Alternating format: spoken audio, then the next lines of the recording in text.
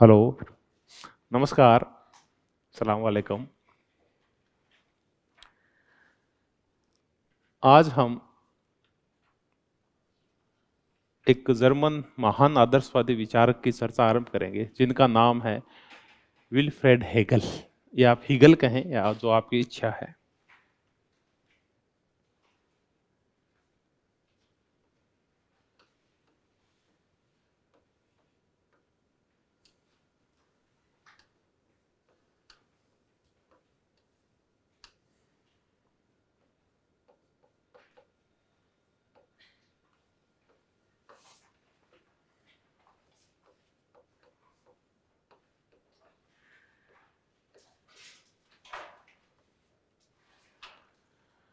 जिस time Britain में Bentham और उसके उपयोगितावाद की धारा बह रही थी,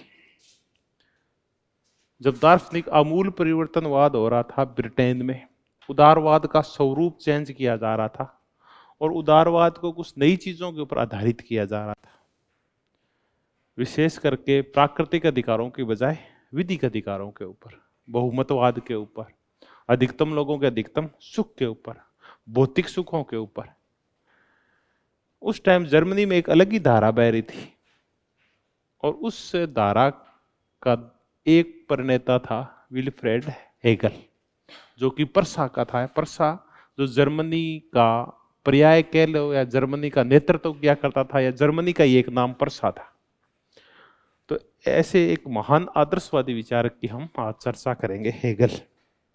बस हेगल के साथ संकट ये है कि हेगल ये कहा करता था कि मैंने जो कुछ लिख दिया, उसके साथ संकट यही है कि वो सिर्फ किसके समझ में आता है? मेरे समझ में आता है, और किसी के समझ में नहीं आता। क्योंकि वो साधारण बातों को भी दार्शनिक चीनी में लपेट के प्रस्तुत किया करता था, उसको भी भाषा भी टफ रखा करता था और विचार भी बड़े उसके क्लिष्ट थे। लेकिन आज हम जो चर्चा करेंगे, आज उसके विचारों की बिल्कुल साधारण और सिंपल भाषा में हम चर्चा करें। हालांकि जब हम फ्रेंच थिंकर्स को पढ़ते हैं ना, वो ज्यादा टफ है जर्मन्स की बजाय। जर्मन्स तो फिर भी समझ में आ जाते हैं, फ्रेंच और ही ज्यादा टफ है। कभी आप या जीन पाल सार्त्रे को पढ़ो, या इनको जब आप पढ़ेंगे तब आपको पता चलेगा। एल्बर्ट कामू को पढ़ो या मिशेल फूको को पढ़ो, जैक्स दरिंदा जैसे लोग हैं, इनको पढ़ने बड़ा जोर आता है। लेकिन ये जर्मन से ये तो समझ में आ जाते हैं। हो सकता है जो इंग्लिश भाषा के जो ट्रांसलेटर हैं, जो जर्मन से इंग्लिश करते हैं, वो अच्छी तरह करना जानते होंगे, इसलिए हेगल वगैरह तो समझ में आ जाते हैं आसानी से। तो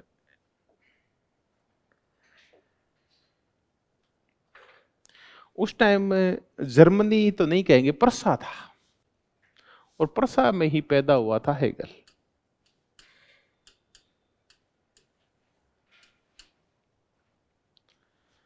इसके पिताजी एक सरकारी कार्मिक थे और उनकी इच्छा ये थी कि इनका जो बेटा है वो थियोलॉजी का विशेषज्ञ बन जाए और धर्मशास्त्री बन जाए। क्योंकि जर्मनी वो जगह है जहां प्रोटेस्टेंटों का उदय हुआ था, जहां मार्टिन लूथर किंग हुआ था और उसने धर्म सुधार आंदोलन चलाया था। तो वो भी चाहते थे उनका बेटा भी कुछ ऐसा ही काम करे, और इनको जो शुरुआती शिक्षा थी वो भी धर्मशास्त्र की दिलवाई गई थी। अब हमारे समझ नहीं आती कि धर्मशास्त्र की शिक्षाएं कौन सी है। वो वैसे ही है जैसे अगर अपने यहाँ गुरुकुल में जाएं, प्राचीन पद्धति वाले या आधुनिक जो गुरुकुल उनमें जाएं, तो जैसे वो वेदों की, पुराण की, गीता की, रामायण महाभारत की, उपनिषदों की, इन सब की, आरण्यक की, इनकी शिक्षाएं देते हैं, वैसी शिक्षा इनके भी है। या फिर अपन मदरसों में जाएं तो वो क्या शिक्षा देते हैं, कुरान की, हदीस की, इन सब की। ऐसी शिक्षाएं धर्मशास्त्र के तहत इसने ली थी। लेकिन जब ये पढ़ रहा था, उस दौरान इसका झुकाव हो गया था यूनानी दर्शन की तरफ, जो ग्रीक फिलोसॉफी थी, सुकरात, अरस्तु और प्लेटो वाली। उससे फिर इसके जीवन में काफी परिवर्तन आया, और उसके बाद इसने स्वीकार कर लिया कि मैं धर्मशास्त्री नहीं बनूंगा। क्योंकि धर्मशास्त्री वो किसी भी चीज को साबित करने के लिए तर्क की बजाय विश्वास का सहारा ज्यादा लेते हैं। धर्मशास्त्री जो होते हैं वो पराभौतिक शक्तियों को, अमानवीय शक्तियों को, जो सुपर नेचुरल पावर्स हैं, ईश्वर को, इनको ज्यादा मान लेते हैं।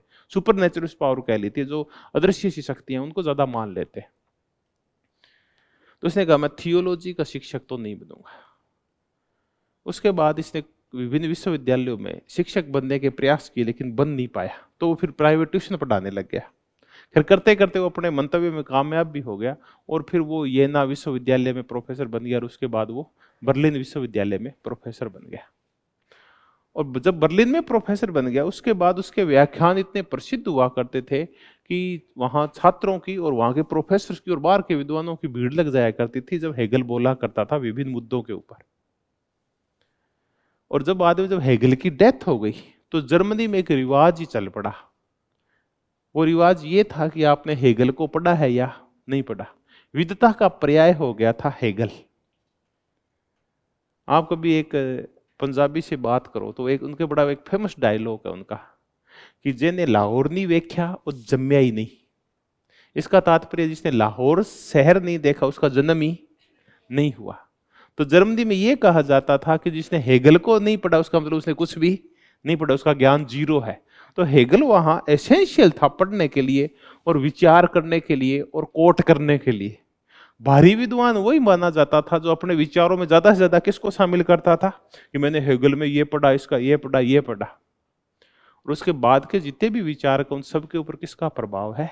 इस हेगल का प्रभाव है। यहां तक कि कार्ल मार्क्स भी शुरुआत में यंग हेगेलियन ही था। वो भी यंग हेगेलियन है, युवा हेगलवादी। बस उसने हेगल के विचारों को क्या कर दिया, थोड़ा सा चेंज कर दिया था। तो कार्ल मार्क्स जो खुद जर्मनी का था उसने भी अपने विचारों का अधिकांश हिस्सा किससे लिया है? इस हेगल से लिया है। तो ये हमने हेगल की चर्चा की। 61 साल तक हेगल जिया। अब ये हेगल इतना प्रसिद्ध क्यों हो गया, इसके पीछे कारण क्या थे? तो अपन पहले संदर्भवादी कारण देखते हैं कि हेगल ऐसा क्यों था। ये कांट और हेगल ये जर्मनी में पैदा हुए, इनके मूल मंतव्य क्या थे? हेगल जिस समय अपने विचारों का निर्माण कर रहा था उस टाइम में संसार में दो धाराएं बह रही थी, पैरेलल धाराएं।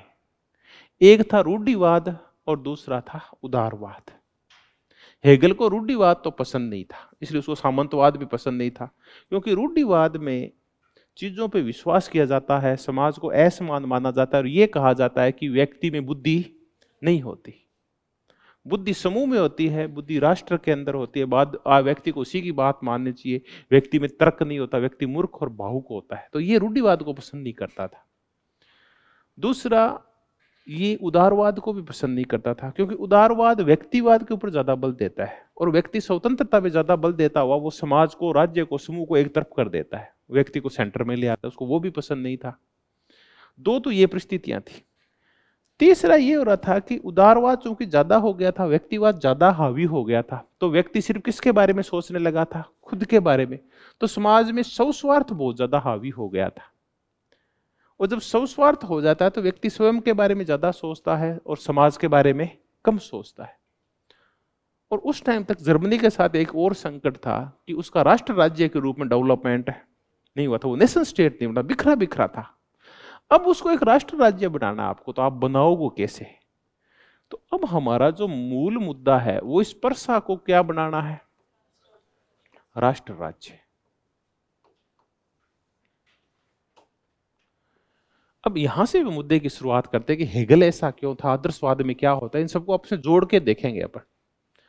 अभी जर्मनी नहीं बना है बल्कि अभी परसा है, और जर्मनी के बहुत सारे टुकड़े अलग अलग सामंतों के तहत या राजाओं के तहत है वो संचालित है। अभी एक नहीं हुआ जर्मनी, और उसका सपना है कि जर्मनी क्या बने? एक राष्ट्र राज्य बने, जहां सारे जर्मन्स जिनके विचार, इतिहास, संस्कृति और भाषा एक है, वो आपस में क्या हो जाए? सारे एक हो जाए और धरती के एक ही टुकड़े के ऊपर रहने लग जाए। तो ऐसा बंधुत्व, ऐसी एकता, ऐसी साम्यता और आपसी ऐसा प्रेम विकसित कैसे होगा? अगर आपको ऐसा प्रेम विकसित करना है तो आप उदारवाद के अकॉर्डिंग तो कर नहीं सकते, क्योंकि आप में अगर बंधुत्व पैदा करना है, सहयोग पैदा करना है, समूहवाद पैदा करना है, सामुदायिकता पैदा करनी है, तो आपको व्यक्तिवाद को क्या करना पड़ेगा? साइड में करना पड़ेगा। व्यक्तिवाद अगर हावी हो गया तो आप एक नहीं होंगे। आपके मेरा तो सुख है वो इंडिविजुअलिटी में है, व्यक्तिगत स्वायत्ता और स्वतंत्रता में। मैं तो समाज के नियंत्रण में या राष्ट्र राज्य के नियंत्रण में नहीं रहूंगा, मैं तो अकेला आनंद ले रहा हूं, तो मैं तो नहीं मिलूंगा आपस में। तो व्यक्तिवाद क्या होता है, व्यक्तियों को एक समूह में बंधने नहीं देता। तो उसने सोचा अब इन लोगों को बांधे कैसे, इन सबके मस्तिष्क में एक राष्ट्र का विचार पैदा कैसे करें। तब आपको एक आइडियल बनाना पड़ता है, सब लोगों को उसके पीछे चलाना पड़ता है। आपको एक ऐसी चीज का निर्माण करना पड़ता है ताकि आप चारों ओर क्या हो जाए, केंद्रित हो जाए। हम ये कह दें कि हमें ना, जैसे अब वर्तमान की जो दक्षिणपंथी धारा चल रही है वो कहती है कि ये जो राष्ट्र है इसको हमें हिंदू राष्ट्र बनाना है। अब जैसे हम हिंदू राष्ट्र कहते हैं ना कि हमें हिंदू राष्ट्र बनाना है, तो अब हम एक व्यक्तिगत हिंदू नहीं है, बल्कि हिंदुत्व क्या हो गया, एक सामूहिक इकाई हो गई है। अब उस हिंदुत्व के सारों हिंदू क्या हो जाएंगे, एकत्रित हो जाएंगे और आपस में बंधुत्व और भाईचारा महसूस करेंगे, तो एक समूह का निर्माण हो जाएगा। व्यक्तिवाद ऐसे समूहों का निर्माण नहीं होने देता। उदारवाद तो स्वायत्ता, व्यक्तिगत स्वायत्ता की चर्चा करता है, वो तो ऐसी चीजों का निर्माण ही नहीं होने देता। तो अब जर्मनी राष्ट्र राज्य बने कैसे, तो इसका तात्पर्य यह था कि अब एक आदर्श स्थापित करना पड़ेगा, आइडियल चीज लोगों के सामने रखनी पड़ेगी। तो जब आइडियल चीज रखनी पड़ेगी तो आपको विरोध करना पड़ेगा किस चीज का, उदारवाद का और काय का, व्यक्तिवाद का। उदारवाद और व्यक्तिवाद का अगर विरोध नहीं करोगे तो स्वस्वार्थ और विवेक इतना ज्यादा हावी हो जाएगा कि व्यक्ति उस आइडियल की तरफ देखेगा नहीं जो आपने स्थापित किया है।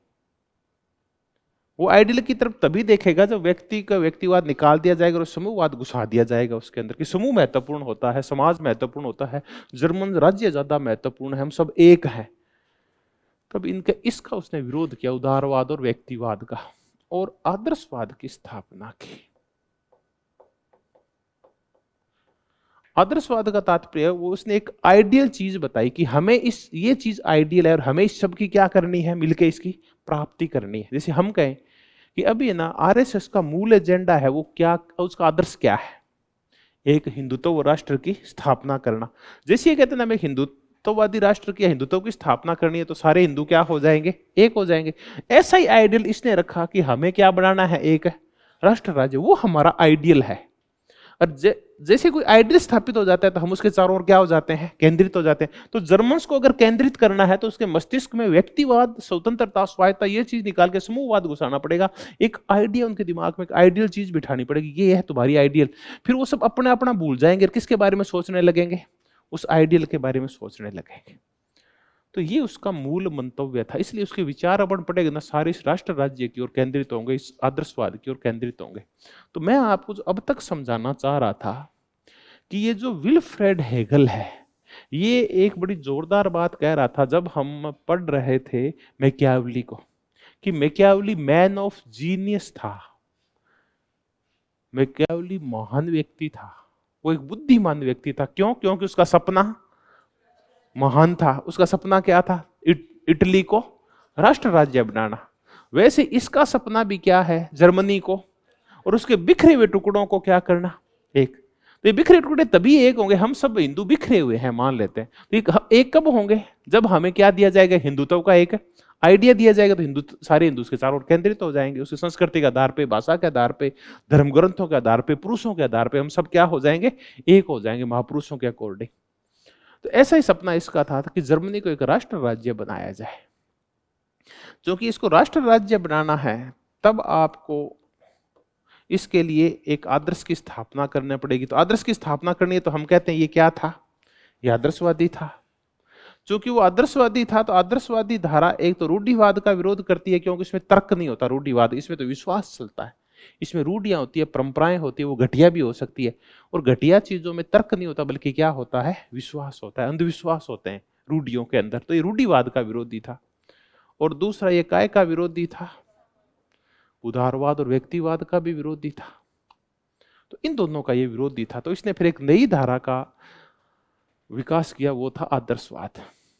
अभी आदर्शवाद की जो धारा है ये कोई नई धारा नहीं है। तो अब हम राष्ट्र राज्य के बाद हम इस आदर्शवाद के ऊपर आते हैं और राष्ट्र राज्य को फिर और समेट लेंगे। ये धारा तब से ही बह रही है जब कौन था, प्लेटो था। प्लेटो का जो आदर्शवाद है उसको हम कैसा बोलते हैं, नैतिक आदर्शवाद बोलते हैं। प्लेटो ने एक आइडिया दिया था और वो आइडिया ये था कि हमें एक ऐसे राज्य में रहना है जिस राज्य का नेतृत्व एक ज्ञानवान व्यक्ति करेगा और वो अत्यंत नैतिक व्यक्ति होगा। न तो वो धन के बारे में सोचेगा और न ही वो परिवार के बारे में सोचेगा, वो अत्यंत सद्गुणी व्यक्ति होगा। तो ऐसा एक आइडियल हमारा राजा होगा, ऐसा एक हमारा आइडियल राज्य होगा जो नैतिकता से क्या होगा, परिपूर्ण होगा। तो उसका आदर्शवाद कैसा आदर्शवाद था? नैतिक आदर्शवाद था प्लेटो का। फिर जो आधुनिक आदर्शवाद है उसका प्रणेता कौन है? कांट है। कांट भी जर्मनी का था, ये इससे पहले हो चुका था। इसका जो आदर्शवाद है वो रैशनल है या बुद्धिवादी आदर्शवाद है।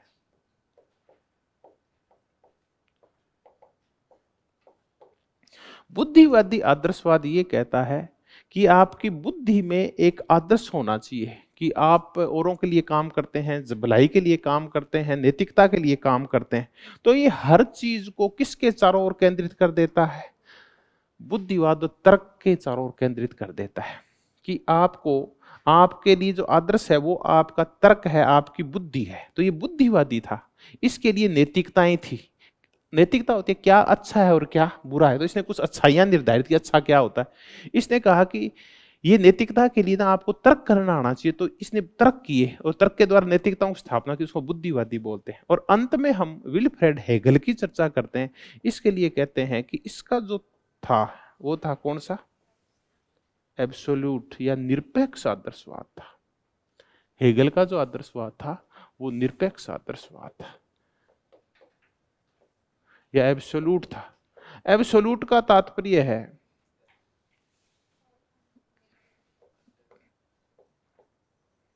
एब्सोल्यूट कि अब इसमें कोई कमी नहीं है। आदर्शवाद अपनी कहां तक पहुंच गया है? पूर्णता तक पहुंच गया। इसने अंतिम सत्य की खोज कर ली है। तो इसको हम निरपेक्ष आदर्शवाद बोलते हैं। एब्सोल्यूट है। अपने जो चीज सर्वोच्च स्तर पे पहुंच जाती है तो हम कहते हैं ये कौन सी स्थिति पहुंच गया है? एब्सोल्यूट स्थिति के ऊपर पहुंच गया।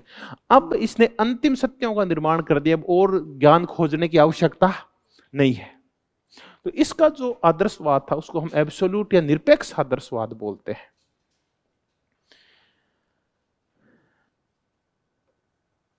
इसीलिए हम इसको बोलते हैं कि इसका आदर्शवाद बड़ा रेडिकल था। तो इसे आदर्शवाद का क्या कहा जाता है? पोप कहा जाता है। Pope of idealism. कि आइडियलिज्म की जो व्याख्याएं विल्फ्रेड हेगल ने कर दी ना, वो अंतिम व्याख्याएं थी। उसके बाद और व्याख्या की जरूरत नहीं पड़ी। हम इसको मजाक में ऐसे कह सकते हैं, कई बार है ना, कई वो लड़के कहते हैं कि मेरे जितने भी प्रतिद्वंदी थे ना वो सारे बेसारा कातिल बीमारी मर गया है, कौन बचा है? मैं अकेला। इसका मतलब मेरे से ऊपर कोई भी नहीं है, मैं तोप हूं, बाकी सारे क्या हैं? तमच्चे हैं। तो ऐसे इसका आदर्शवाद था। इसने आदर्शवाद को उस स्थिति के ऊपर पहुंचा दिया कि इसको क्या कहा गया? आदर्शवाद का पोप। पोप की व्याख्याएं, धार्मिक व्याख्याएं अंतिम मानी जाती है। तो अंतिम आदर्शवादी व्याख्याएं किसकी मानी गई? हेगल ने उन आदर्शों को अपने तर्कों के द्वारा टॉप पे पहुंचा दिया था, इसलिए आदर्शवाद का पोप कहा जाता है। अब हमने देखा कि राष्ट्र राज्य की स्थापना करना चाहता है। उस राष्ट्र को वो अपना क्या मानता है? आइडियल या आदर्श मानता है। उसी से हम आदर्शवाद की स्थापना की।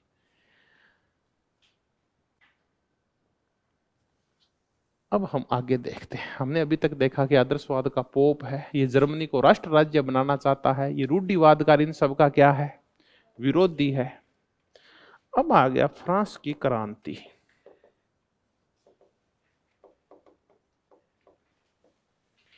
इसको वो बोलता है बड़ी ग्लोरियस थी, ये बड़ी वैभवपूर्ण क्रांति थी फ्रांस की क्रांति, जो कब हुई थी? 1789 में।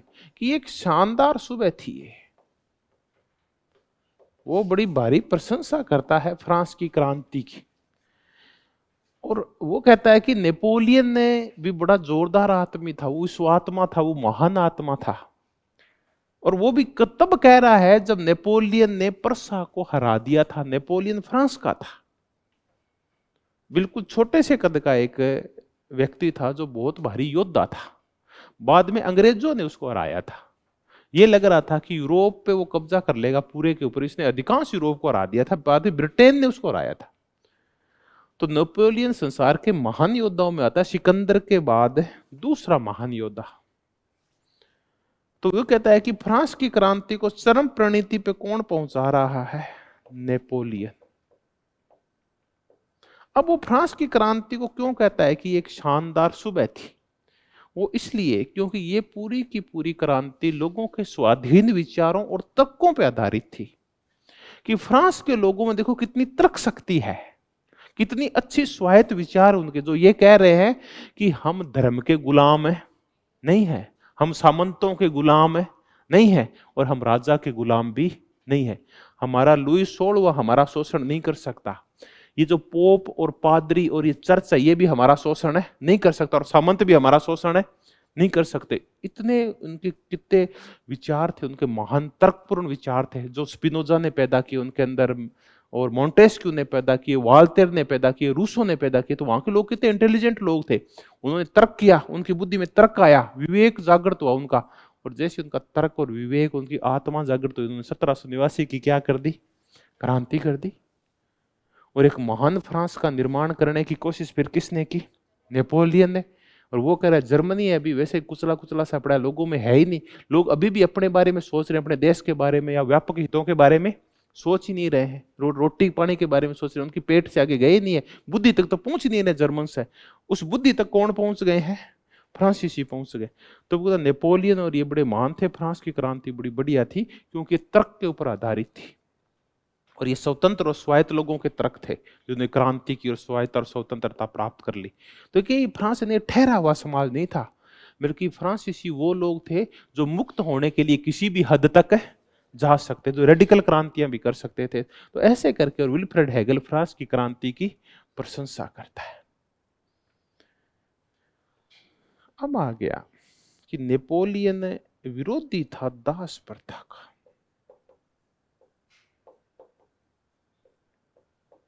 तो दास प्रथा का विरोधी था। इससे पहले अपन कुछ चीजों को, छोटी छोटी चीजों को करते हैं कि नेपोलियन के ऊपर बड़ा भारी प्रभाव था सुकरात का, क्योंकि सुकरात की जो द्वंद्वात्मक पद्धति थी वो इसको बड़ी पसंद थी, हेगल को सुकरात की द्वंद्वात्मक पद्धति, सुकरात की इसको बड़ी पसंद थी, आगे जिसकी द्वंद्वात्मक पद्धति की चर्चा करेंगे। ठीक है, एक तो ये पसंद थी उसको। दूसरा उसको अरस्तु की एक पद्धति थी जिसको हम टीलियोलॉजी बोलते हैं, स्वउद्देश्य परक पद्धति की। यहां जब आए हमारा कोई ना कोई क्या है, एक सर्वोच्च उद्देश्य है जिसकी आज हम व्यापक चर्चा करेंगे। इसको टीलियोलॉजिकल मेथड, इसका टेलोस होता है हर एक का, ये इससे प्रेरित था ये। तो ये अरस्तु की टीलियोलॉजी से प्रभावित था। ये ना रूसो से बड़ा प्रभावित था, और रूसो की जो इसकी अच्छी बात लगती थी वो लगती थी रूसो की कौन सी विल? General will. कौन सी इच्छा? सामान्य इच्छा। सामान्य इच्छा में खुद के बारे में नहीं सोचता जाता, बल्कि एक व्यक्ति किसके बारे में सोचता है? पूरे समुदाय के बारे में, पूरे समूह के बारे में सोचता है। और एक इसको जो पसंद था वो था कांट का बुद्धिवाद, जिसकी हम चर्चा कर चुके हैं कि आप तभी स्वतंत्र हो सकते हैं, तभी अच्छे हो सकते हैं जब आप में तर्क क्षमता हो। अगर आप में तर्क करने की क्षमता नहीं है तो आप में विचारों का विकास नहीं होगा। तो कांट का एक बड़ा जोरदार तर्क था कि व्यक्ति अपने आप में क्या है? साध्य है। वो खुद अपने आप में, उसका खुद के उद्देश्य है, वो किसी की इच्छा पूर्ति का साधन नहीं है। दास क्या होता है? दास की खुद की कोई इच्छा नहीं होती, मालिक के कुछ साध्य होते हैं, उन साध्यों की पूर्ति के लिए दास एक मशीन या एक पशु होता है। तो कांट कहा करता था कि दास भी मानव होता है, और चूंकि वो मानव है इसलिए वो किसी का साधन नहीं हो सकता, बल्कि सिर्फ मानव है इसलिए वो सिर्फ क्या हो सकता है? साध्य हो सकता है। कि देखिए निर्जीव चीजें साधन हो सकती है। निर्जीव चीज है कि आप है ना सुख प्राप्त करना चाहते हैं, आप चाहते हैं कि मैं ना एक जोरदार ऐसे हवा में उड़ूं, तो घोड़ा आपके लिए क्या हो सकता है? साधन हो सकता है। मोटरसाइकिल आपके लिए साधन हो सकता है। तो ये पशु और निर्जीव चीजें नहीं आपके लिए साधन हो सकती है, लेकिन ये नहीं है कि आप हवा में उड़ना चाह रहे हैं और एक दास को कह रहे हैं कि तू मुझे कंधे में बिठा और क्या कर? दौड़ लगा। वो क्यों नहीं हो सकता? क्योंकि वो न तो पशु है, नहीं निर्जीव चीज है, बल्कि वो कौन है? मानव है, जिसमें तर्क होता है, जिसमें बुद्धि होती है। क्योंकि इसमें तर्क होता है इसलिए बुद्धि होती है, इसलिए वो मानव है। और चूंकि वो मानव है इसलिए खुद अपने आप में क्या है? उसके साध्य है, वो दूसरों की इच्छा पूर्ति का साधन है, नहीं हो सकता। जबकि अरस्तु की नजर में क्या था, वो दास साध्य था या साधन था? वो अपने मालिक की उद्देश्य पूर्ति का एक साधन था। तो कांट ने कहा एक मनुष्य इसलिए दास नहीं बन सकता क्योंकि उसमें क्या है, साध्य है। ऐसे ही बातों से प्रभावित हुआ कौन, हेगल। वो भी बोला कि ये जो दास होते हैं ना, कोई भी मनुष्य है उसमें तर्क क्षमता होती है, वो तर्क क्षमता उसको स्वतंत्र करवाना चाहती है, और दास कभी स्वतंत्र है नहीं होता। दास तो इच्छाओं का गुलाम होता है, मालिक की इच्छाओं का गुलाम होता है। इसलिए उसने दास प्रथा का विरोध किया, क्योंकि वो मनुष्य को मानसिक रूप से, आध्यात्मिक और तार्किक रूप से स्वतंत्र करना चाहता था, इसलिए दास प्रथा का विरोध किया। लेकिन दास प्रथा के साथ साथ उसने गड़बड़ कर दी। उसने गड़बड़ किसके साथ कर दी? स्त्री के साथ। वो बोला स्त्री है ना, इसके साथ गड़बड़ होती, इसमें तर्क क्षमता नहीं होती, इसमें विवेक नहीं होता, इसलिए ये है ना हमेशा ही पुरुष के नियंत्रण में ही रहेगी, इससे अपने स्वायत्त और स्वतंत्र वजूद है नहीं बना सकती। तो वो कहता वही चीजें स्वतंत्र हो सकती है, स्वायत्त हो सकती है, वही चीजें आगे बढ़ सकती है, वही चीजें उच्चतम स्थितियों को प्राप्त कर सकती है जिनके अंदर तर्क होता है, विवेक होता है, जिनमें स्पिरिट और आत्मा होती है। ये किस में पाई जाती है कि ये स्त्रियों में नहीं पाई जाती, उनमें तर्क नहीं होता, इसलिए वो ना आगे नहीं बढ़ सकती। तो वो कहता है कि लैंगिक रूप से अंतर होता है, तो स्त्री है ना हमेशा दोयम दर्जे की रहेगी। तो दास में और स्त्री में क्या फर्क है बताओ? दास में तर्क होता है, विवेक होता है, इसलिए वो दास है नहीं होगा। स्त्रियां क्या है, इनमें तर्क और विवेक है नहीं होता, इसलिए वो क्या रहेंगी, वो अधीनस्थी रहेंगी। अब बताओ ये कैसा विचारक है? प्लेटो क्या कह रहा है? प्लेटो कहता है चाहे महिला हो और चाहे पुरुष हो, सब में क्या होता है, अंतर होता है। सब में समान बुद्धि होती है, समान तर्क, समान विवेक होता है, सब में समान बुद्धि होती है, समान समझदारी होती है। इसलिए दोनों को पढ़ाओ, दोनों को लिखाओ, दोनों राजा बन सकती है स्त्री पुरुष, और दोनों सैनिक भी बन सकते हैं। अरस्तु बोला नहीं, ऐसा नहीं होता। पुरुषों में तर्क होता है कि उनके पास टाइम होता है, उनमें विवेक बुद्धि होती है कि उनके पास टाइम होता है। स्त्रियों के पास टाइम नहीं होता, तो घरेलू कार्यों में उलझी रहती है कि उनके पास तर्क करने का टाइम ही नहीं होता, इसलिए वो नागरिक नहीं बन सकती। वो बोला पुरुष, स्त्रियां घर पे रहेगी, दोयम दर्जे का काम करेगी। तो देखो हमने प्लेटो अरस्तु में अंतर समझ लिया था। फिर वही बातें रूसो करता है, और ऐसी बातें कौन कर रहा है, हेगल कर रहा है। तो ये स्त्रियों को ना वो हीन स्थिति में रखा करता था। ठीक है, तो हमने इसका राष्ट्र राज्य संबंधी विचार देखा, इसका आदर्शवाद देखा कि आदर्शवाद है क्या। आदर्शवाद कुल मिला के वो विचारधारा है जो राज्य को सर्वोच्च आदर्श मानती है और व्यक्ति को कहती है कि तुम उसका एक इच्छा पूर्ति का साधन है। राज्य महत्वपूर्ण है। प्लेटो का जो राज्य है उसमें कौन महत्वपूर्ण है, दार्शनिक राजा या बाकी उसके व्यक्ति? दार्शनिक राजा कहेगा वही है, क्योंकि उसकी बुद्धि इतनी व्यापक है, वो सर्वोच्च बुद्धि वाला है, इसलिए सारे लोग उसकी बात मानेंगे। तो इसको हम आदर्शवाद बोलते हैं। फ्रांस की क्रांति की चर्चा की, इसने देखा कि नेपोलियन ने जर्मनी को हराया, तो उसके बावजूद ये इसकी प्रशंसा कर रहा है, जर्मनवासी होने के बावजूद। दास प्रथा का विरोध करता है, स्त्रियों वाले हमने चर्चाएं की। हमने ये भी देखा कि रूढ़िवाद और उदारवाद और व्यक्तिवाद का क्या है, विरोधी है ये सारा। अब हम इस हेगल के की पुस्तकें करेंगे कुछ, और फिर इसके जो आइडियाज है उनकी चर्चा करेंगे। अभी तक जो क्वेश्चन तैयार हुआ है ना, वो राष्ट्र राज्य वाला हो गया, आदर्शवाद का पोप है ये हो गया, इसके आदर्शवाद का नाम है एब्सोल्यूट आइडियलिज्म, वो कर लिया अपन ने। ये बड़ी फ्रांस की क्रांति का समर्थक देख लिया इसको हमने, है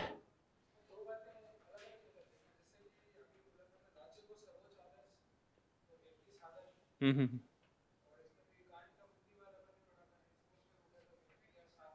हम्म।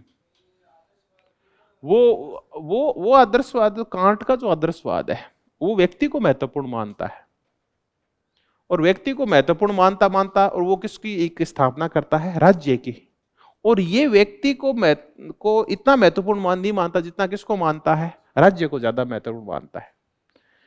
कांट जब व्यक्तियों की चर्चा करता है तब तो वो सभी व्यक्तियों को बराबर मान लेता है, लेकिन जब वो भी एक आइडियल की रचना करेगा तो उस आइडियल को व्यक्ति से क्या मान लेगा, बड़ा मान लेगा।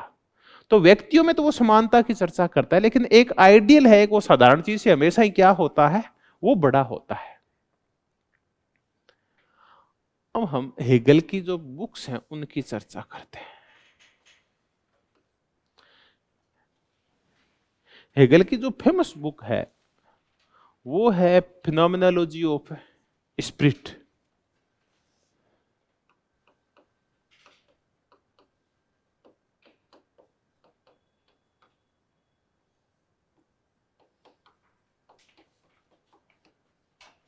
स्पिरिट होती है आत्मा,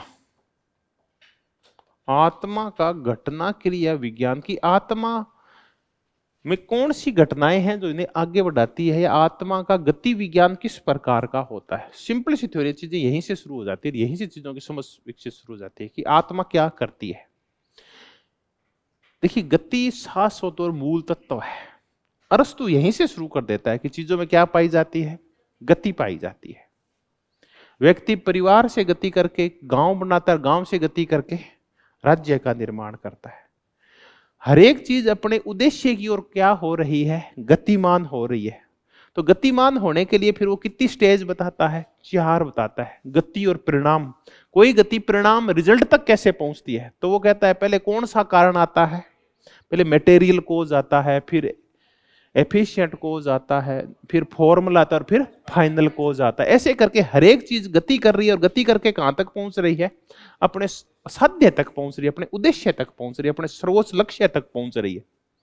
तो ऐसे में ही इसमें किसकी गति बताई गई है, मन व आत्मा की गति बताई गई है। तो बाकी इसकी पुस्तकें हैं, इसमें मन और आत्मा की गति की चर्चा नहीं है कि मन में क्या होता है, आत्मा में क्या चीजें पैदा होती है, आत्मा फिर अपने विचारों से क्या बन सकती है। जैसे एक आत्मा है, ये गति करेगी, गति करेगी, इसमें प्रकाश फैलेगा, इसमें नए नए विचार आएंगे, तो ये ना सर्वोच्चता की ओर जाती है हमेशा। एक तो इनका यही कहना है कि कोई चीज है वो किस ओर जाती है, अपनी सर्वोच्चता की ओर जाती है। अभी देखें, कोई चीज सर्वोच्चता की ओर क्यों जाती है, नीचे क्यों नहीं जाती, कोई भी चीज हमेशा ऊपर की ओर क्यों बढ़ती है, इसकी भी हम चर्चा करेंगे। तो आत्मा जब आप बताओ सर्वोच्च रूप से गति कर जाए, तो जब हम भारत के विभिन्न फिलोसोफर्स की चर्चा करें, बुद्ध की चर्चा करें, महावीर की चर्चा करें, या इनकी चर्चा करें, भारतीय दर्शन है जो दर्शन है, हिंदुवादी दर्शन है, तो ये कहते हैं कि ये मोक्ष की ओर जाती है, ये कैवल्य की ओर जाती है। और किस ओर जाती है, ये निर्वाण की ओर जाती है, ये मुक्ति की ओर जाती है ये। ठीक है, तो ऐसे ही वो कहता है मन और आत्मा क्या करते हैं, गति करते हैं, स्पिरिट ने गति करती है। बाकी की पुस्तकों में ये कह रहा है कि गति कौन करता है, मानव समाज गति करता है। कौन गति करता है, इतिहास। आप बताओ, इतिहास गति करता है या नहीं करता, करता है ना। तभी पहले प्राचीन था वो अलग प्रकार का था, मध्यकाल आया वो अलग प्रकार का, आधुनिक भारत है अलग प्रकार का। इतिहास भी गति करता है, मानव समाज ये गति करता है। पहले वो जंगली अवस्था में था, शिकारी समाज था, फिर शिकारी से वो पूर्वी सभ्यता, नदी घाटी सभ्यताएं आ गई, वहां से फिर गति करता करता राष्ट्र राज्य और आधुनिक राज्य और सूचना क्रांति तक पहुंच गया। तो मानव समाज भी क्या कर रहा है, गति कर रहा है। लेकिन इसमें किसकी गति बताई गई है, मन और आत्मा की गति। इसके बाद इसकी 3 किताबें बड़ी फेमस है। एक है फिलोसॉफी ऑफ राइट्स, ये भी इसकी बड़ी महत्वपूर्ण किताब है।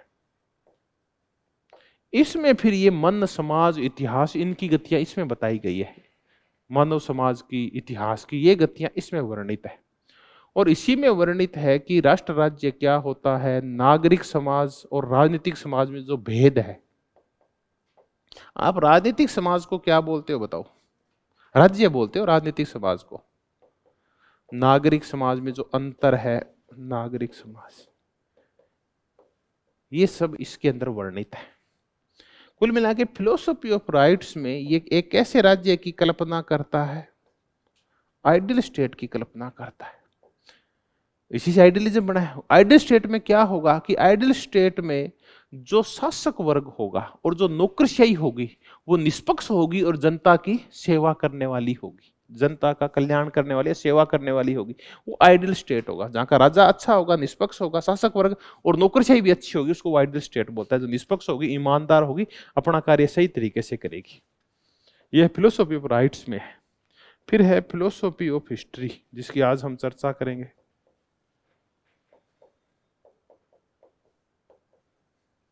और फिर इसकी एक पुस्तक और है, फिलोसॉफी ऑफ रिलीजन,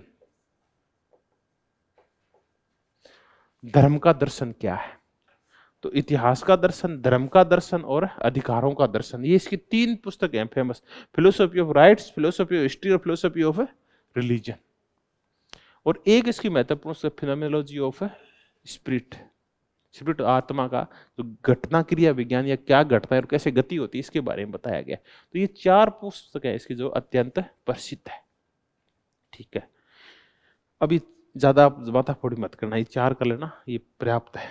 या एक लॉजिक के ऊपर इसकी पुस्तक लिखी हुई है, साइंस ऑफ लॉजिक, एक वो देख लेना, साइंस ऑफ लॉजिक। अब हम इसके विचार शुरू कर देंगे। इसके अगर विचारों को समझना हो ना तो हमें 3-4 चीजों को समझना होगा, फिर इसके विचार समझ में आ जाएंगे। इसके विचारों को समझने के लिए एक हमें समझना होगा द्वंद्ववाद को,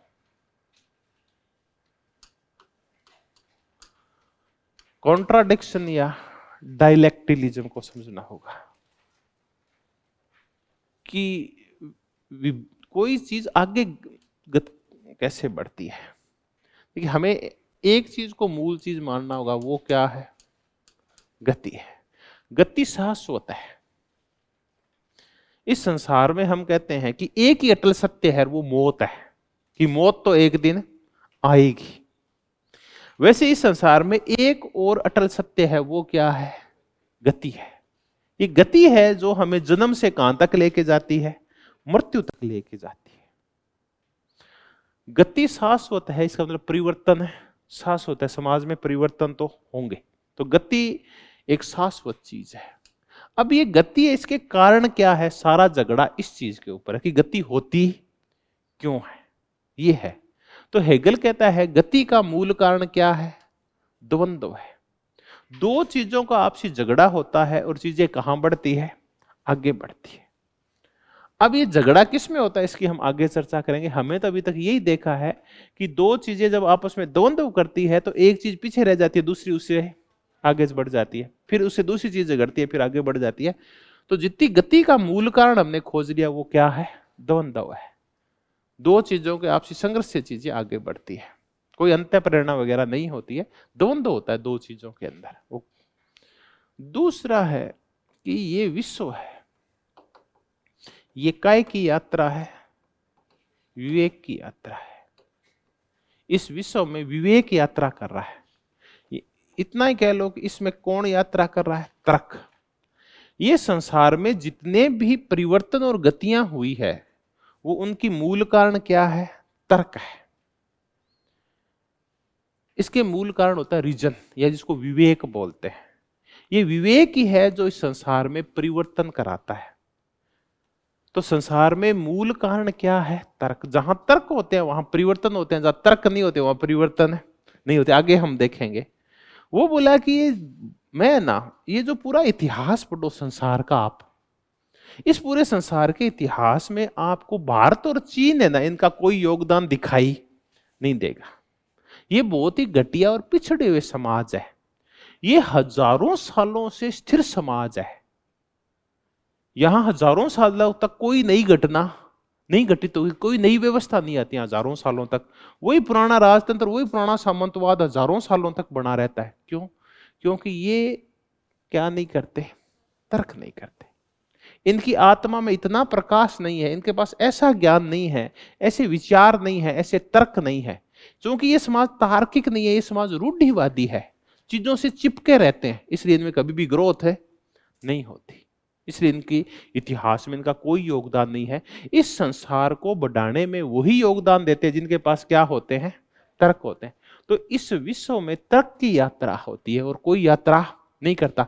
एक तर्क, दूसरा तर्क, तीसरा तर्क, चौथा तर्क। पहला तर्क आया, सिंपल सी बात करें कि हम अकेले नहीं रह सकते, तो उस तर्क ने क्या बनाया? हमारा परिवार बनाया। फिर कहा कि हम जंगलों में नहीं रह सकते, तो अगला तर्क पैदा हो, कहां रहेंगे? तो कह चलो नदियों के किनारे रहेंगे, वहां खेती कर लेंगे। अगला तर्क आया कि फिर दूसरों पे हमला करेंगे, नदियों से दूर भी रह सकते हैं, तालाब भी बना सकते हैं, तो किले बनाना शुरू कर दिया, राजतंत्र आ गए। तो ऐसे करके तर्क होता गया और विश्व का इतिहास कहां बढ़ता गया? आगे बढ़ता गया। तो इस संसार में जितने भी सब प्रकार की गतियां हैं, वो कौन करवाता है? तर्क करवाता है। हमारे जीवन में भी जो गतियां क्यों होती है? हम क्या करते हैं?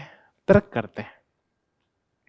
आप यहां आए हैं तो इसके पीछे तर्क था, आप अपने जीवन में आगे बढ़ोगे तो उसके पीछे भी तर्क है, और अगर आप अपने जीवन में पीछे जाते हो तो उसके पीछे भी क्या मिलेगा? आपको तर्क ही मिलेगा। लेकिन ये कहता है तर्क आमतौर के ऊपर हमेशा ही सकारात्मक होता है। तर्क आपको किस दिशा में लेके जाता है? उच्च दिशा के अंदर लेके जाता है। हम इसकी चर्चा करते हैं। तर्क भी ना, ये आगे हम देखेंगे इस दर्शन में कि तर्क है ना कभी घटिया नहीं होता, तर्क बढ़िया ही होता है। वो कहाँ लेके जाता है? आपको आगे लेके जाता है। तब ये कहता है कि एक ऐसी स्थिति आती है जब आप आत्म, उसको सेल्फ एक्चुअलाइजेशन जिसकी हम चर्चा कर रहे थे, या आत्म विकास या पूर्ण आत्म विकास की अवस्था आती है, ऐसा कह लीजिए। हमने ये तो चर्चा पहले ही पढ़ ली की थी एक दिन। पूर्ण आत्म विकास जब हमने मैस्लो का आवश्यकता का सोपान क्रम किया था, वो ये सेल्फ रियलाइजेशन। एक दिन कौन सी स्थिति में पहुंच जाते हैं? सेल्फ रियलाइजेशन की स्थिति में, सेल्फ एक्चुअलाइजेशन की स्थिति में, या आत्म पूर्णता की स्थिति में पहुंच जाते हैं। अब मुद्दा यह था कि हमें देखना है कि मूल चीज गति और क्या है? परिवर्तन है। ये गति और परिवर्तन क्यों होते हैं? आपसी विभिन्न प्रकार के द्वंद्वों की वजह से। द्वंद्व किसके मध्य होते हैं? तर्कों के मध्य होते हैं, विचारों के मध्य द्वंद्व होते हैं। आगे हम करेंगे। और ये फिर द्वंद्व होते होते हम कहां पहुंचते हैं? बताओ। हम विकास की पूर्ण अवस्था में पहुंचते, हम टॉप चीजों के ऊपर पहुंच जाते हैं। तो हम, हमारा पूर्ण आत्म विकास हो जाता है, हम सेल्फ रियलाइजेशन हो जाते हैं। तो जब भी कोई विचार गति करेगा आपसी टकराहट से, तो वो कहां बढ़ेगा? ऊपर की ओर बढ़ेगा। तो कोई भी तर्क है ना, वो कभी भी क्या नहीं आता? नीचे नहीं आता, न ऐसे होता है, बल्कि वो हमेशा ही कैसा होता है? ऊपर की ओर जाता है। तो देखिए, ये आपको कुछ चीजें पहले से माननी पड़ेगी। इनको हम अध्ययन की कौन सी पद्धति कहते हैं? आप बताओ। हाँ, ये है अध्ययन की निगमनात्मक पद्धति, जिसमें आप कुछ चीजों को पहले ही मान रहे हैं कि संसार में गति होती है, परिवर्तन होते हैं। गति का मूल कारण क्या है? द्वंद्व है। ये द्वंद्व किनके मध्य होता है? तर्कों के मध्य। विश्व में जो कुछ है वो तर्क के द्वंद्वों की वजह से है। और ये तर्क द्वंद्व करता करता, झगड़ा करता करता कहां बढ़ता है? हमेशा ही ऊपर की ओर बढ़ता है, नीचे की ओर है। इन चीजों को आप पहले से ही निरपेक्ष सत्य मानेंगे, तब बातें आगे बढ़ेगी। फिर बाकी चीजों को हम साबित कर लेंगे। तो ये शुरुआती मान्यताएं हैं जो आपको पहले ही मान के, माना x बराबर है 100 है, ये पहले आपको मानना पड़ेगा, ये तीनों चीजें। फिर हेगल आगे बढ़ता है। तो इसके तर्क हैं वो कैसे तर्क है? आगमनात्मक है, निगमनात्मक है। जो पहले ही है, इसके बाद चीजों को आगे बढ़ाता है। तो हम सबसे पहले इसका कौन सा सिद्धांत करेंगे? द्वंद्ववाद करेंगे, डायलेक्टिलिज्म करेंगे, या द्वंद्ववाद करेंगे।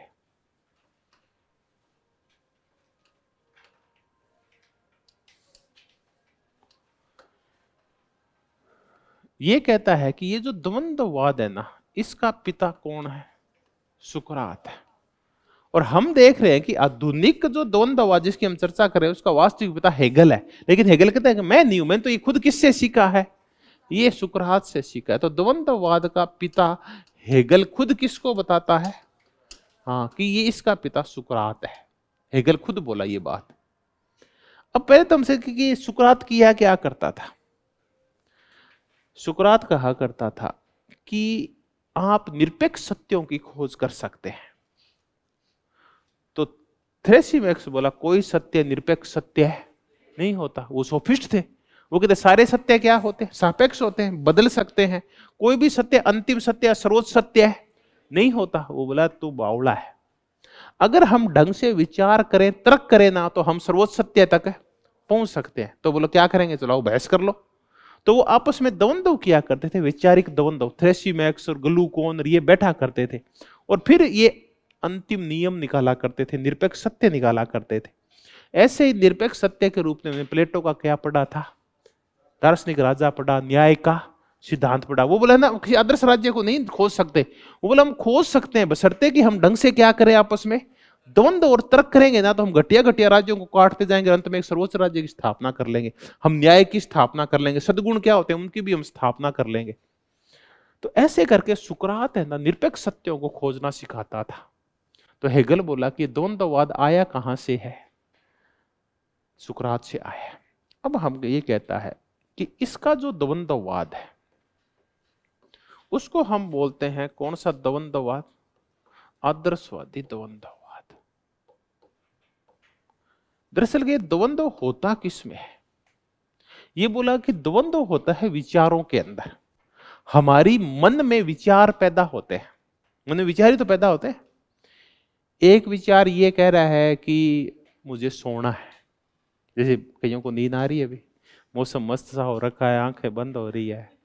दूसरा एक विचार मन में और उठ रहा है कि नहीं सोना नहीं है, इसने पैसे लिए हैं इन्होंने, तो मेरे को क्या करना है, आंखें चाहे समझ में नहीं आए चाहे नहीं आए, जबरदस्ती क्या रखनी है, खुली रखनी है मुझे। तो आपके मन में कितने विचार पैदा हो रहे?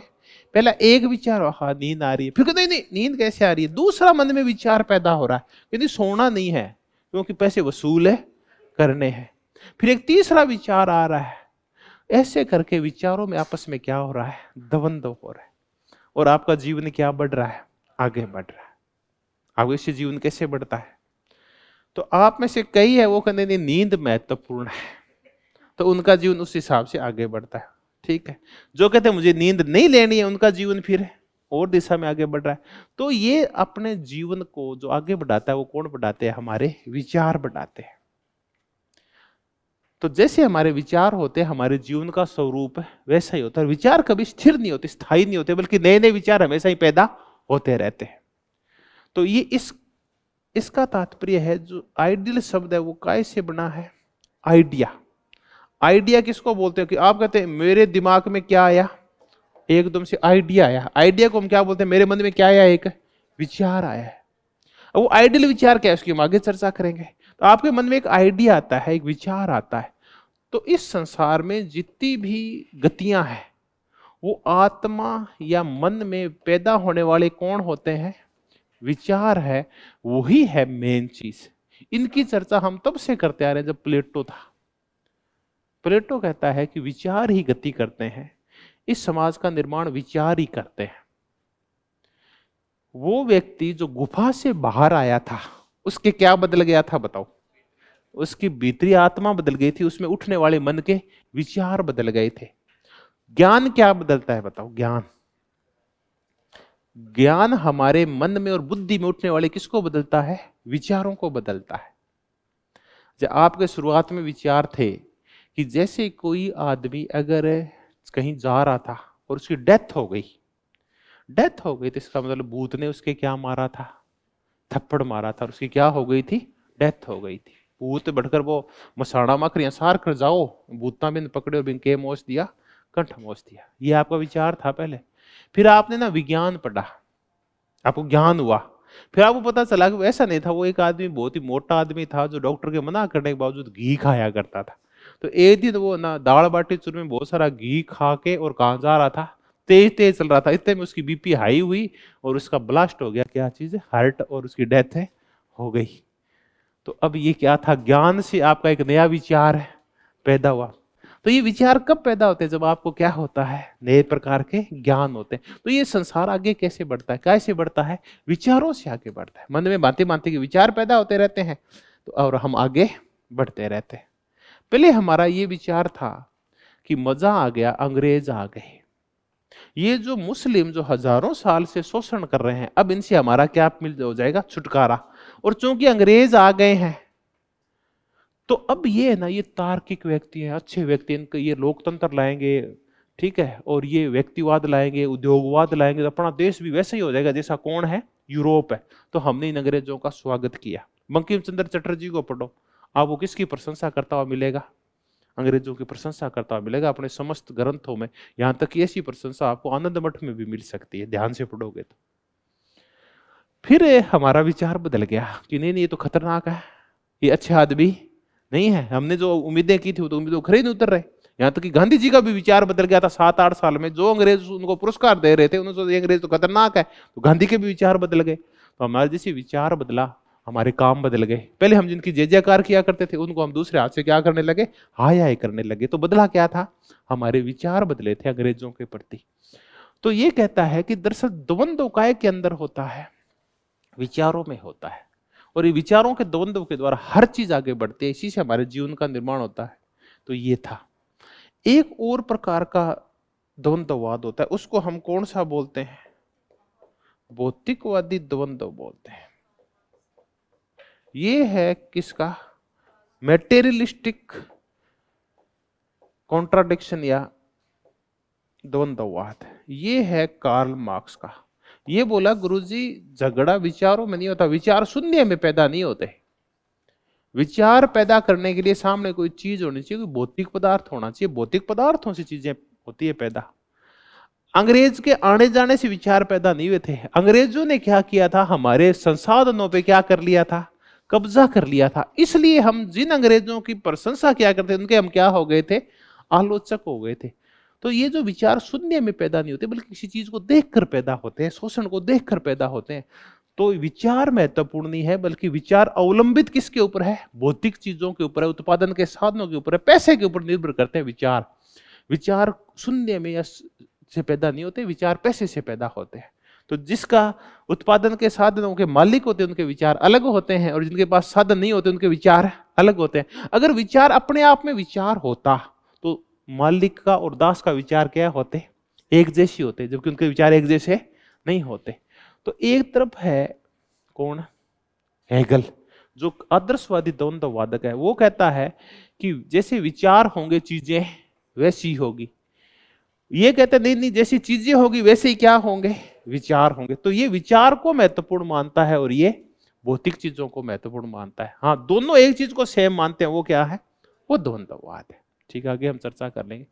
अब हम इसको समझते हैं कि विचारों, इस संसार में जितने भी परिवर्तन हो रहे हैं, समाज गति कर रहा है, मानव गति कर रहा है, सोसाइटी गति कर रही है, समूह गति कर रहे हैं, इन सब गतियों के पीछे क्या है और ये गतियां होती कैसे है? तो ये बड़ी जोरदार बात बोलता है।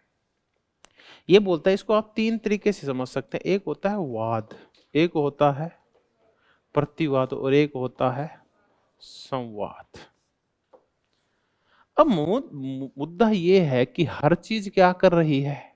गति कर रही है। गति के लिए चीजों में आपस में क्या होता है? द्वंद्व। द्वंद्व मूलतः होता किस में है?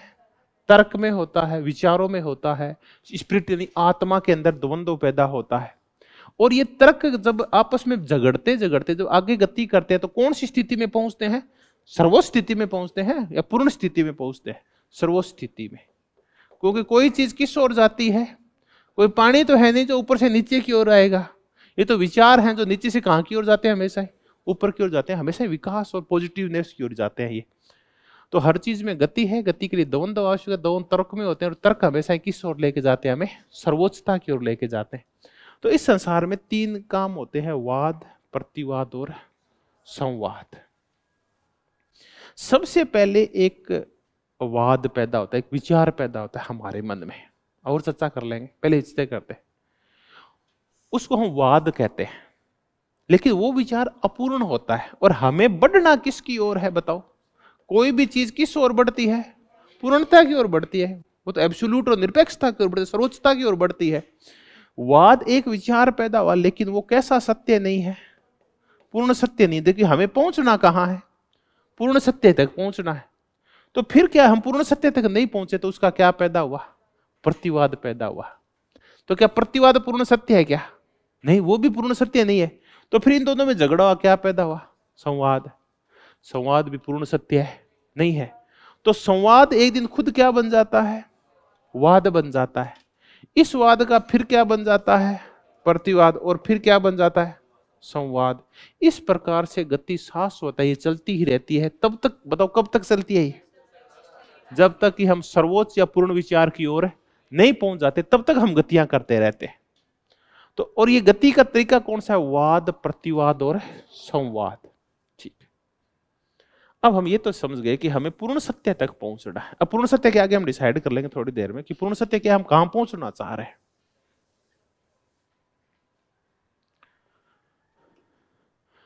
अब आया इसी से निकला हुआ इसका कौन सा सिद्धांत? अलगाव का सिद्धांत, थ्योरी ऑफ एलिनेशन। देखिए, आपने आज तक जो भी थ्योरी ऑफ एलिनेशन पढ़ी है, अलगाव का सिद्धांत पढ़ा है, वो कार्ल मार्क्स का पढ़ा है। आज हम किसका पढ़ेंगे? हेगल का पढ़ेंगे। खुद कार्ल मार्क्स ने अलगाव का सिद्धांत किससे लिया है? हेगल से लिया है। पहले हम समझते हैं अलगाव क्या है। अलगाव एक सकारात्मक भाव है।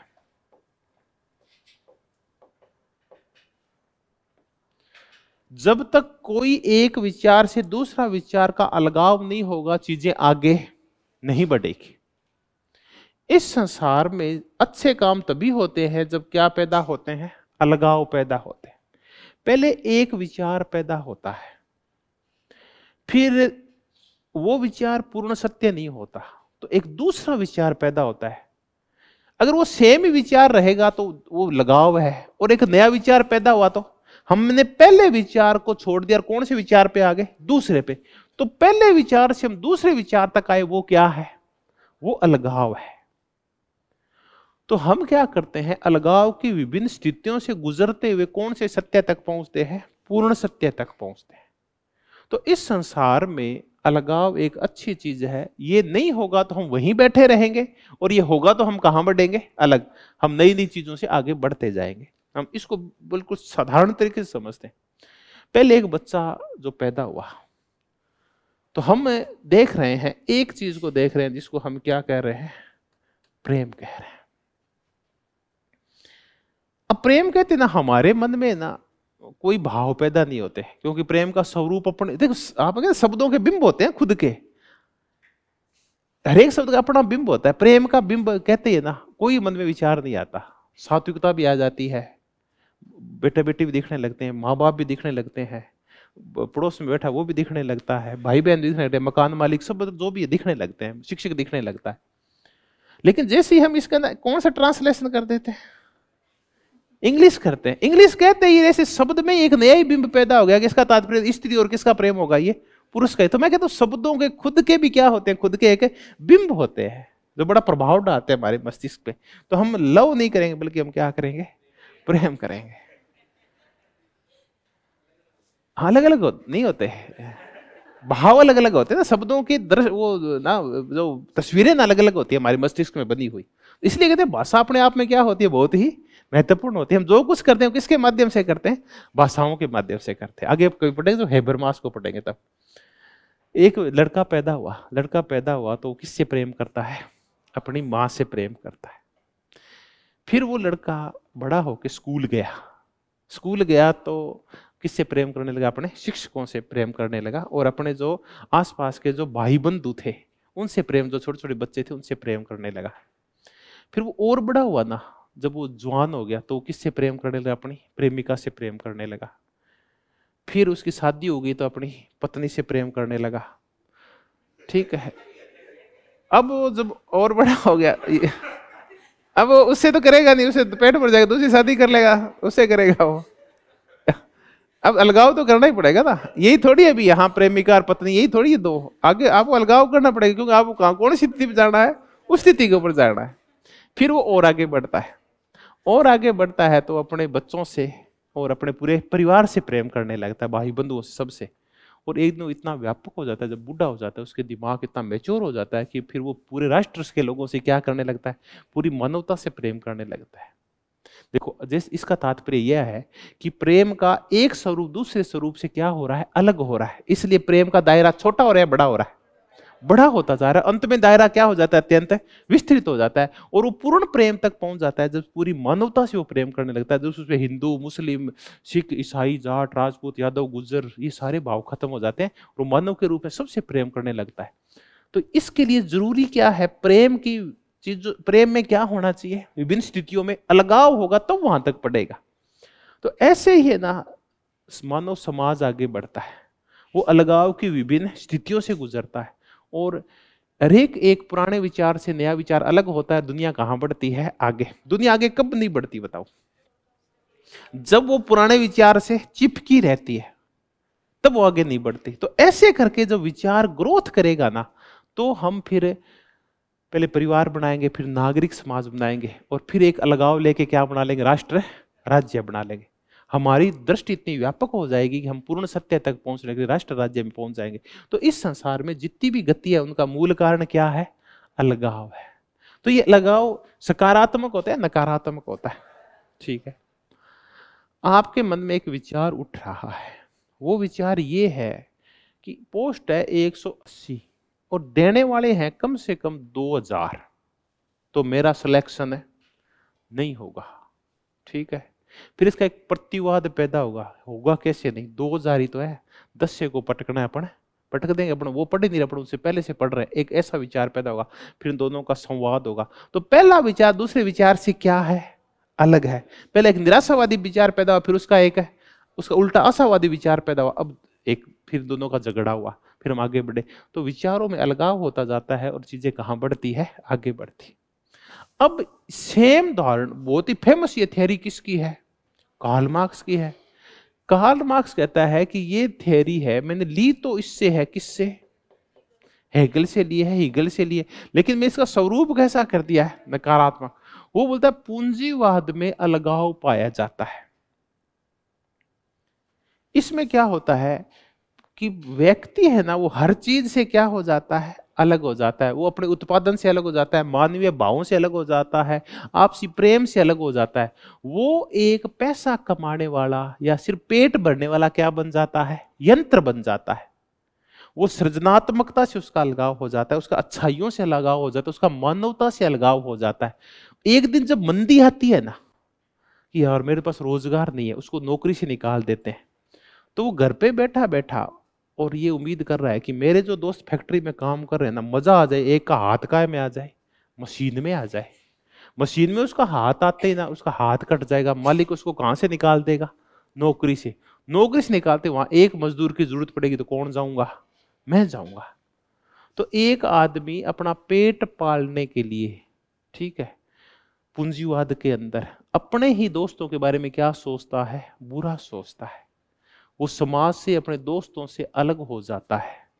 तो अलगाव कैसी धारणा है, नकारात्मक धारणा है। कौन कहता है, ये पूंजीवाद में बहुत ज्यादा पाई जाती है। पूंजीवाद एक व्यक्ति को अच्छाई से अलग करके किस ओर ले जाता है, बुराई की ओर ले जाता है। तो ये अलगाव, उसका अलगाव अलग प्रकार का है। इसका अलगाव विचारों का अलगाव है, जो किस ओर बढ़ता है, अच्छी चीजों की ओर बढ़ता है। तो अलगाव का सिद्धांत मूलतः किसका दिया हुआ है, हेगल का दिया हुआ है। तो ये हमने इसके द्वंद्ववाद को समझने की कोशिश की। तो इस द्वंद्ववाद में कुछ छोटी छोटी कोटेशंस हो सकती है, आप वो देख लेना, अलगाव का सिद्धांत देख लेना। इस द्वंद्ववाद के विचारों में द्वंद्व पैदा होता है, तर्क में द्वंद्व पैदा होता है, हम कहां बढ़ते हैं, आगे बढ़ते हैं। आत्मा में भांति भांति के द्वंद्व पैदा होते हैं, नए नए विचार पैदा होते हैं और हम आगे बढ़ते जाते हैं। तो हमने द्वंद्ववाद से रिलेटेड कौन सा सिद्धांत देख लिया। अब इसी द्वंद्ववाद से राज्य पैदा होता है। तो अब हम राज्य कैसा है, राज्य का स्वरूप कैसा है हेगल का, उसकी हम चर्चा करेंगे।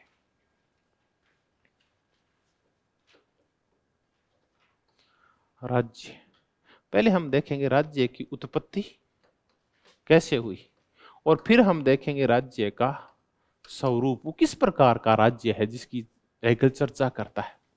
तो एक बार सिर्फ कितनी मिनट का विराम लेंगे, 2 मिनट का। मैं पानी पीऊंगा फिर आता हूं। नमस्कार। नमस्कार।